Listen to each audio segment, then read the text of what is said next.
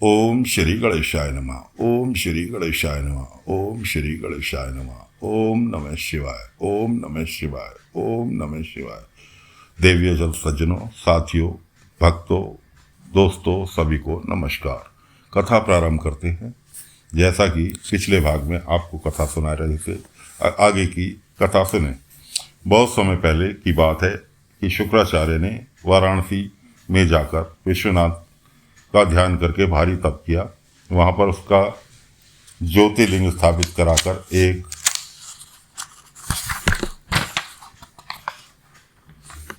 सुंदर कुएं का निर्माण किया। इसके पश्चात 32 शेर पंचामृत से शिवलिंग को 1 लाख बार स्नान कराया। कमल पत्र, पुष्पों, सुगंधित द्रव्यों से शिवलिंग की पूजन किया। शिव सहस्त्र नाम और दिव्य स्त्रोतों का शिव जी पर पूजन किया तथा हजारों वर्ष तक अपने चित्त को एकाग्र करके युद्ध किया। शिव जी ने उसकी तपस्या से प्रसन्न होकर प्रकट हुए और उनसे वर मांगने को कहा। शुक्र जी ने पुलकित होकर शिव जी को प्रणाम किया और हाथ जोड़कर उनकी स्तुति की।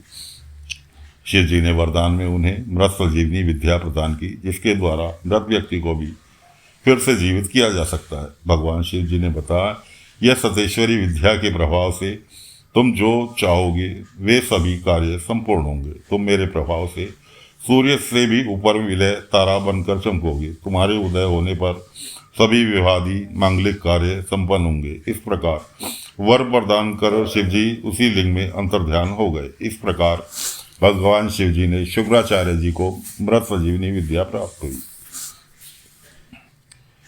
व्यास जी संत कुमार जी से बोले, अब बाणासुर को गणपत्य पद की प्राप्ति की पवित्र कथा को सुनाइए। सनत कुमार ने बताया, मारीची के पुत्र कश्यप जी हुए। प्रजापति दक्ष ने कश्यप जी को अपनी 13 कन्याएं कन्यादान में दी। उन्हें दिति बड़ी थी, उससे दैत्य उत्पन्न हुए। शेष 12 पत्नियों से देवताओं की उत्पत्ति हुई। दिति ने हिरण्यकश्यप और हिरण्याक्ष 2 महाशक्तिशाली राक्षस उत्पन्न हुए। हिरण्याकश्यप के प्रहलाद, अनुलाद, सहलाद तथा प्रहलाद नाम के 4 पुत्र हुए। प्रहलाद के जितेंद्रिय और विष्णु भक्त विरोचन हुए, जिसने अपना मस्तक काटकर दान में इंद्र को भेंट कर दिया। विरोचन का पुत्र बलि भी महादानी था। उसने वामन अवतार भगवान को अपनी सारी पृथ्वी दान में दे दी थी। बाली का पुत्र बाणासुर हुआ, जो शिव जी का भक्त और महादानी था। बाणासुर ने तीनों लोगों पर विजय कर शोणित नाम की नगरी बसाई। एक बार बाणासुर ने वाद द्वारा शंकर भगवान को तांडव नृत्य द्वारा प्रसन्न किया। शंकर भगवान ने उस पर प्रसन्न होकर अपने वरदान मांगने को कहा। बाणासुर ने भक्तिपूर्वक उनके चरणों में प्रणाम करके उनके गणों में अपना निवास मांगा। भक्त वत्सल भगवान शिव ने उसके पास ही गणों सहित निवास करने लगे। एक बार श्रोणितपुर के पास बहती हुई नदी के तट पर शिव जी अपनी लीला करने लगे। गान और नृत्य हुआ। उसे देखने के लिए देवता और अप्सराएं भी आई। फिर जल क्रीड़ा करने लगी। शिव जी ने पार्वती जी को भी कैलाश से बुलाया। अप्सराएं सोचने लगी, जब तक पार्वती जी नहीं आती तब तक कोई भी स्त्री यदि शिव जी के साथ जल क्रीड़ा करेगी तो भगवान शंकर उसे सर्वोत्तम संतरी का पद प्रदान करेंगे। यह सोचकर बाणासुर की पुत्री उषा ने शिव जी के स्पर्श करने के लिए पार्वती का रूप धारण कर लिया। तब तक पार्वती जी भी वहां पहुंच गईं। उन्होंने बाणासुर की पुत्री उषा का उद्देश्य जान लिया। तब पार्वती जी उषा से बोली, अरे तुमने मेरा रूप क्यों धारण कर लिया?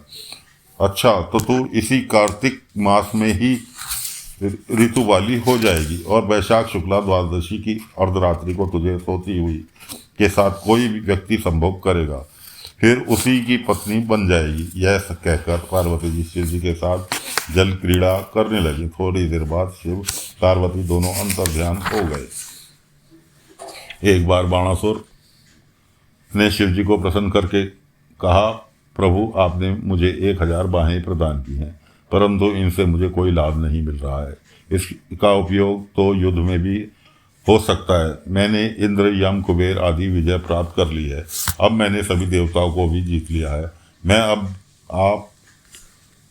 आप पर भी विजय प्राप्त करना चाहता हूँ, इसलिए आप मुझसे युद्ध कीजिए। उसके बाद मेरी भुजाएं आपके शस्त्रों से जर्जित होकर पृथ्वी पर गिरेंगी। इससे मेरा मनोरथ भी पूर्ण हो जाएगा। यह सुनकर भगवान शिव क्रोध में भरकर बोले, तुझे तुझे बहुत अभिमान और अहंकार हो गया है।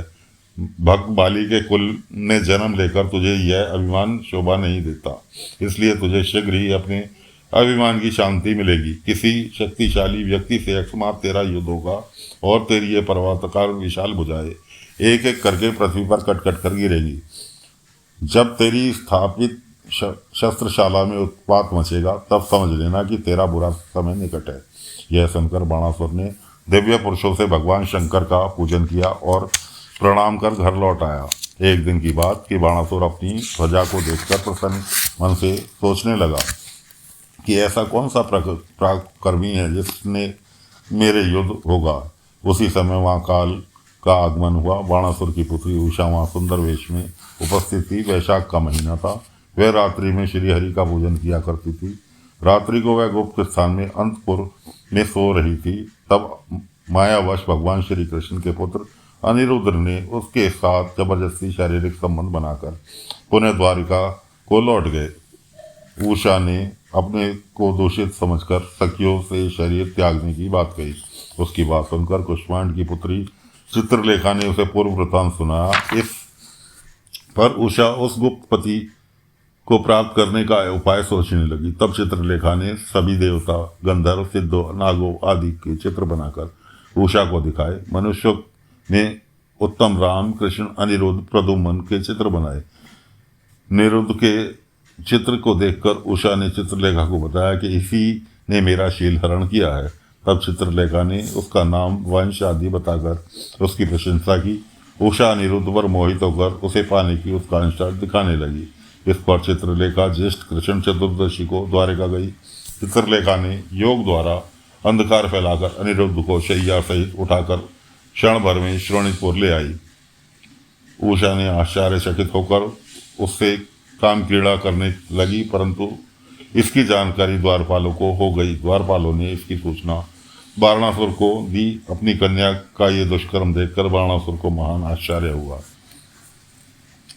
बाणासुर ने उषा के कमरे में जाकर अनिरुद्ध को देखा और क्रोध में भरकर लीलायुक्त अपूर्ण सुंदर व्यक्ति से बोला, तुमने मेरी पुत्री को दूषित कर दिया है, इसलिए तू युद्ध के लिए तैयार हो जा। उसके सैनिक अनिरुद्ध को पकड़कर बाहर ले आए। इस पर अनिरुद्ध ने सैनिकों को मारकर पुनः उषा के पास चले गए। बाणासुर ने अपनी मंत्री युद्ध प्रवीण कुष्मांड को अनिरुद्ध से युद्ध करने भेजा।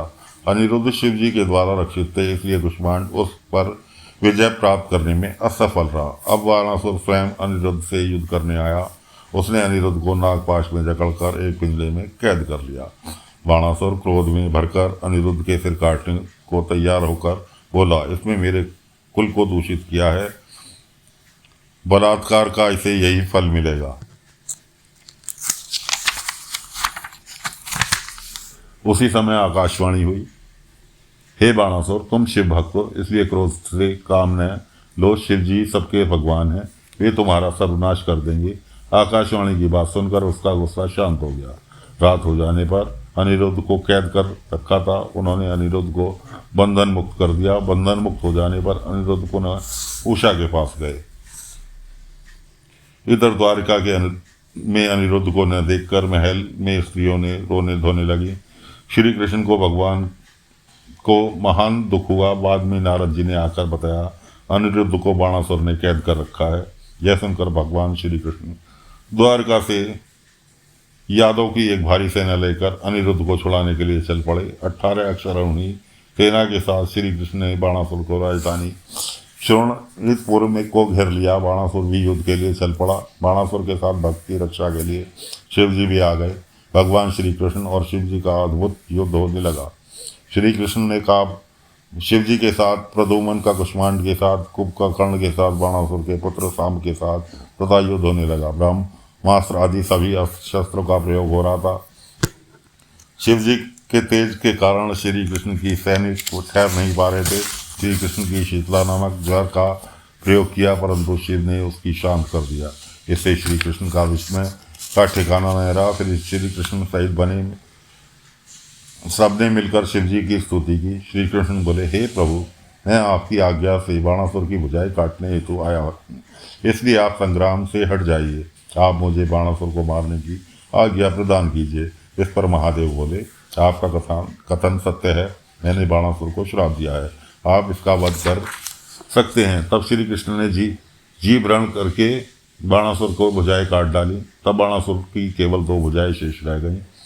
तब बाणासुर युद्ध बंद करके भगवान श्री कृष्ण को अंतपुर में ले गया और वहां उनसे अपनी कन्या को अनिरुद्ध को सौंपकर रत्न आदि का महान दहेज दिया।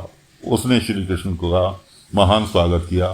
श्री कृष्ण अपनी पौत्र वधू और पौत्र को साथ लेकर कुटुंब सहित द्वारका चले गए और वहां पर भारी उत्सव मनाया।